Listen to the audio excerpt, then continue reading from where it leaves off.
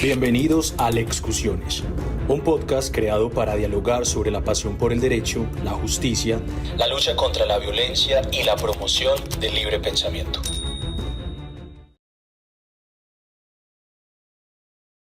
Muy buenos días, el día de hoy estamos en un nuevo capítulo de Lexcusiones con el profesor Leandro Astaín Bañuelos. El profesor cuenta con una larga trayectoria profesional y académica, entre los cuales podemos destacar que es licenciado en Derecho por la Universidad Autónoma de Aguascalientes, maestro en Juicios Orales por la Universidad Autónoma de Durango, doctor en Derecho por la Universidad de Guanajuato. Además, el profesor ha realizado una estancia postdoctoral en el Centro Didáctico Euroamericano sobre Política Constitucional de la Universidad de Salento, en Lecce, Italia. En este momento, el profesor es director de la División de Derecho, Política y Gobierno del Campus Guanajuato de la Universidad de Guanajuato. Bienvenido, profesor. Muchísimas gracias por esta oportunidad de dirigirme a su público. Muchas gracias. Profesor, el día de hoy, más que realizarle una entrevista, nos gustaría que usted nos comente un poco sobre su proceso académico, sobre sus investigaciones respecto a los derechos humanos, el garantismo y la democracia en México. Entonces, profesor, le cedo la palabra para que nos cuente un poco cómo ha sido todo esto en México. Con muchísimo gusto. Yo soy profesor investigador del Departamento de Derecho de la Universidad de Guanajuato. Ahí he desarrollado una línea de investigación relacionada con el garantismo penal, con los derechos humanos dirigidos a los destinatarios del sistema penal y desde luego también la consolidación del Estado constitucional de derecho, el régimen democrático. Considero que actualmente vivimos en el país, en México, una crisis de derechos humanos, una crisis del Estado de Derecho, y creo que pues, eso no es propio exclusivo de nuestra realidad, sino que lo vivimos en gran parte de los pueblos de América, y creo que lo que está pasando en México pues debe de llamar la atención al resto de América Latina para que se pongan atentos respecto de estos procesos que estamos viviendo actualmente, en donde se pretende eficientar el derecho penal, se pretende eficientar el poder punitivo a través de la restricción de derechos humanos.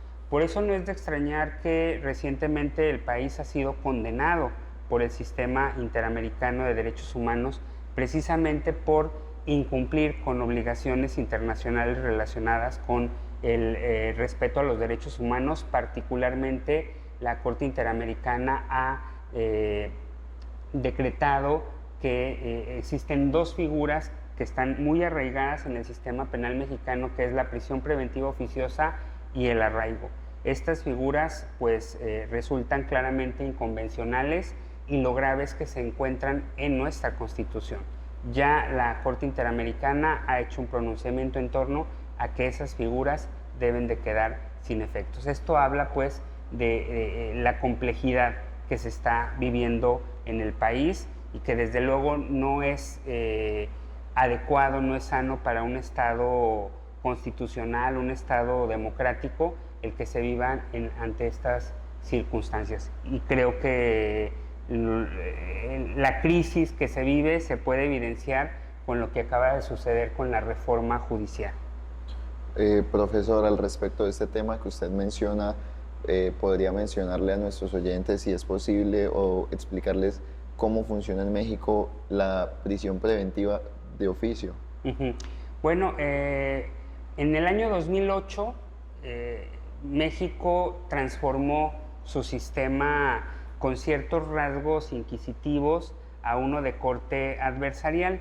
En el anterior sistema, la medida cautelar por antonomasia, la medida cautelar por excelencia, era la prisión preventiva, de tal suerte que cuando una persona era sometida a un proceso penal, de manera automática se imponía como medida cautelar la prisión preventiva, y por eso la resolución, que era la cabeza del proceso penal, se llamaba auto de formal prisión, porque esa era la consecuencia natural de que una persona fuera sometida a proceso. De manera excepcional, una persona podía seguir su proceso en libertad si otorgaba una caución, una garantía, que en la mayoría de los casos era una garantía económica, fianza, prenda o hipoteca, o depósito en efectivo. Sin embargo, con el nuevo sistema, pues se pretendía erradicar esta vieja práctica, que es claramente atentatoria de la presunción de inocencia, y por ello se buscó que esa medida cautelar fuera la excepción, la última ratio de las medidas cautelares. Sin embargo, quedó por ahí un resquicio en donde el constituyente determinó que respecto de determinados delitos que se investigaran, se iba a aplicar de manera oficiosa, es decir, automática, la prisión preventiva. Ese catálogo ha ido aumentando porque se ha estado reformando el artículo 19 constitucional que la contempla y por esta razón ha aumentado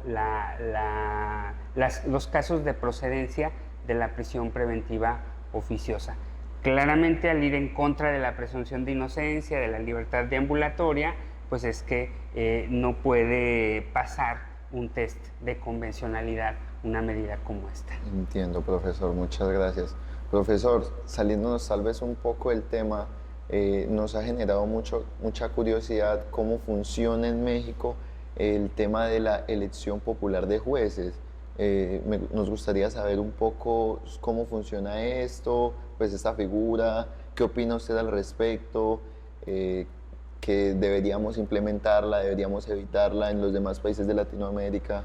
No, desde luego que es una práctica que no debe ser imitada, por ninguna manera es conveniente la elección de los jueces. En México estamos viviendo una experiencia pues muy lamentable porque hubo una reforma constitucional por virtud de la cual se determinó que todos los jueces del país sean electos por parte de la población. Derivado de esta reforma, pues tuvimos recientemente una elección en donde se escogieron tanto a los jueces locales como a los jueces federales.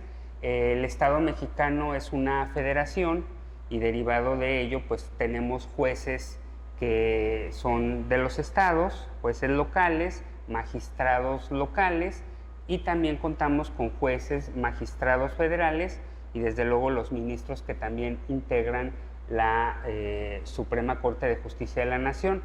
En el caso de México, la reforma constitucional determinó que todos los juzgadores, tanto locales como federales, desde el juez de primera instancia hasta el ministro de la Suprema Corte de Justicia de la Nación, sean electos democráticamente. ¿Y qué pasó en la reciente elección?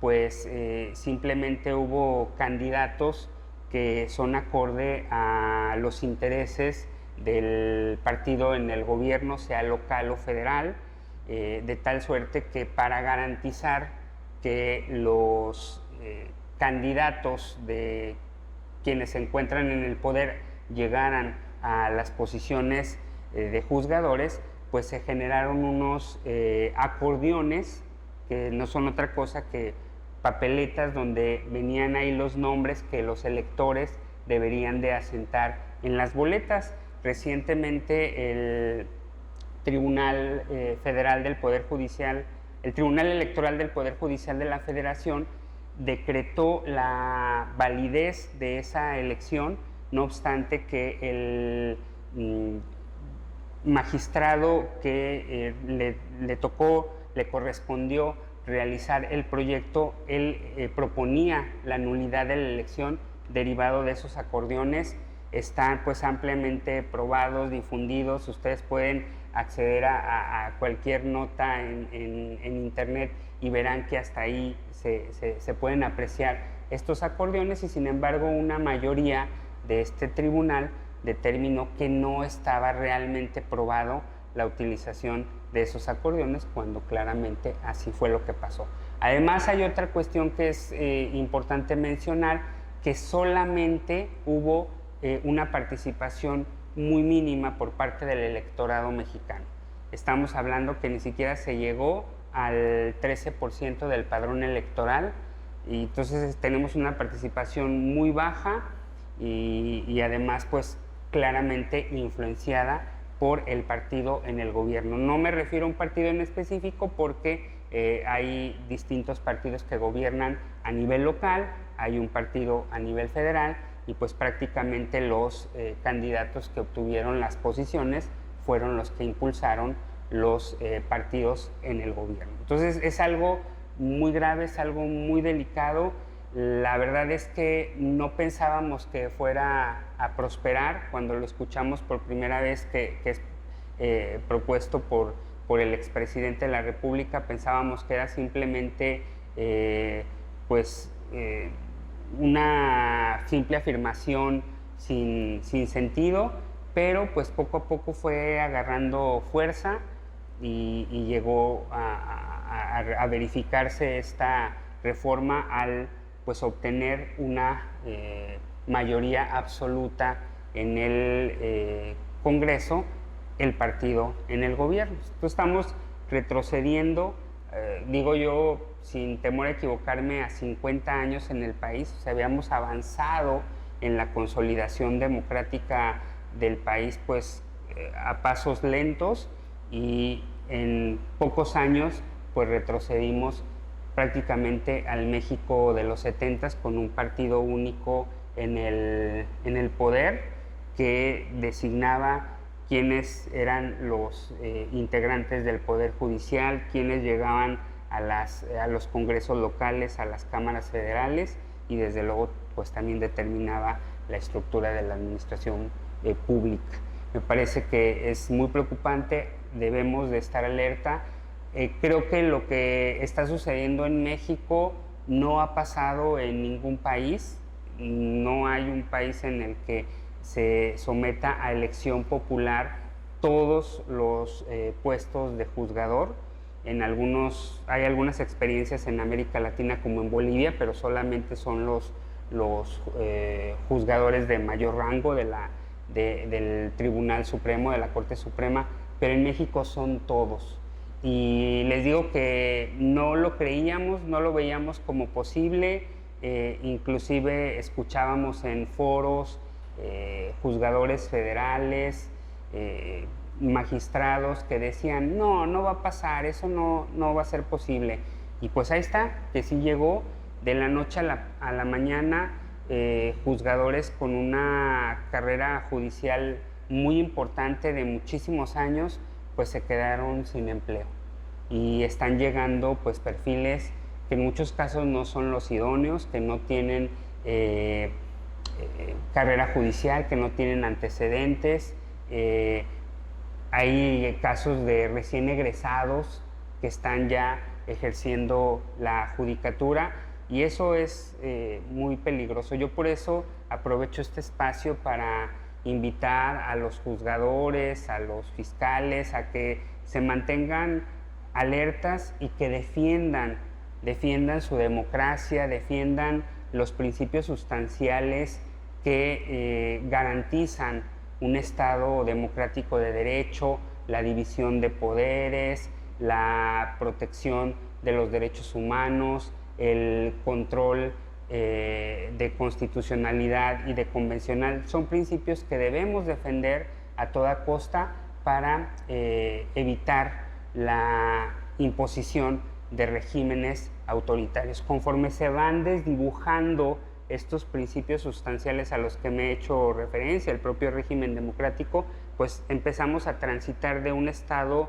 democrático de derecho a un Estado con ciertos tintes dictatoriales. Habrá que tener siempre presente que las tentaciones autoritarias se encuentran siempre latentes, aún en las democracias más consolidadas. Y es por eso que siempre debemos de mantenernos alerta. No debemos permitir que este tipo de prácticas lleguen a efectuarse, porque en la medida que eso suceda, pues estaremos desmantelando el Estado de Derecho. Perfecto, profesor. Ya a modo de conclusión, es decir que en México se pasó de tener en cuenta las aptitudes, capacidades, digamos, académicas para ser juzgador, a tener en cuenta únicamente el voto popular, digamos, ¿cierto? Así es, aunque se parte de ciertos requisitos mínimos como el promedio, pues la realidad es que tampoco hay una garantía de calidad, porque puede ser un estudiante de excelencia en las aulas universitarias, pero eso no quiere decir que se vaya a desempeñar de manera brillante como juzgador. Entonces hay ciertos requisitos para poder acceder a ser juzgador, pero la carrera judicial no es uno de ellos. Perfecto, profesor. Creería yo que eso es todo en este capítulo el día de hoy con el profesor Leandro Bañuelos. Profe Astraín Bañuelos, qué pena, profe, el profesor Leandro Astraín Bañuelos. Profe, muchas gracias por acompañarnos el día de hoy. Para nosotros es un gusto tener a una eminencia como lo es usted en estos espacios y muchas gracias nuevamente. Esperamos que les haya gustado el capítulo de hoy y síganos para más.